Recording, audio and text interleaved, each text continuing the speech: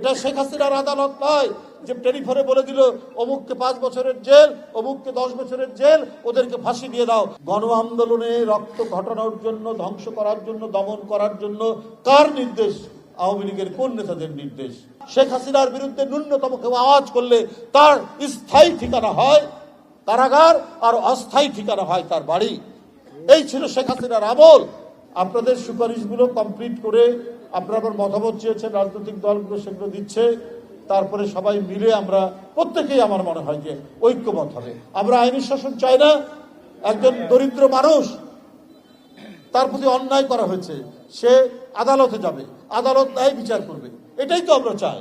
আদালত হচ্ছে মানুষের শেষ আশ্রয়। এটা শেখ হাসিনার আদালত নয় যে টেলিফোনে বলে দিল অমুককে 5 বছরের জেল, অমুককে 10 বছরের জেল, ওদেরকে ফাঁসি দিয়ে দাও। আমরা ওই আদালত চাই না।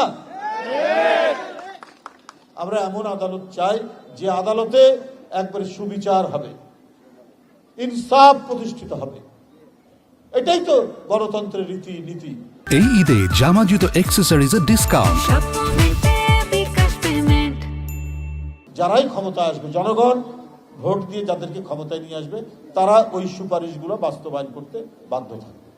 আওয়ামী লীগ রাজনীতি করতে পারবে কি পারবে না, কিন্তু এই কথা উঠছে না যে এই যে যারা গণহত্যা চালালো তাদের বিচার হবে কিনা, কারা চালিয়েছে, এটা কি মানুষ দেখেনি?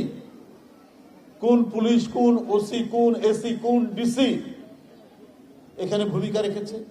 কার নির্দেশে, কার গলা এই গণ আন্দোলনে রক্ত ঘটানোর জন্য, ধ্বংস করার জন্য, দমন করার জন্য কার নির্দেশ? আওয়ামী লীগের কোন নেতাদের নির্দেশ রয়েছে?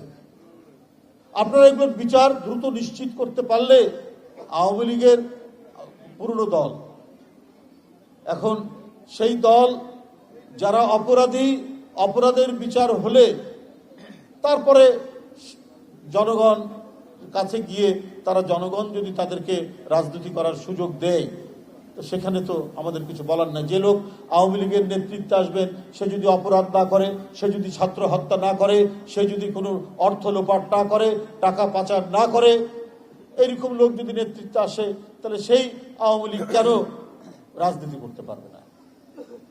আমার বক্তব্য হচ্ছে, কিন্তু যারা টাকা পাচার করেছে, যারা এই শিশু, কিশোর, আহনাফ, আবু সাইদ, মুগ্ধ, এদেরকে যারা হত্যা করেছে, তারা তো সবাই, তো তাদেরকে আমরা সবাই চিনি, তো তাদের তো বিচার হতে হবে। এই 2000-এর মতো শিশু, কিশোর, তরুণ, ছাত্রছাত্রীকে যারা হত্যা করেছে, শ্রমিক, রিকশাওয়ালাদেরকে যারা হত্যা করেছে, তাদের বিচারটাই আমরা করি না কেন? তাদেরকে দৃষ্টান্তমূলক আমরা শাস্তি দেই।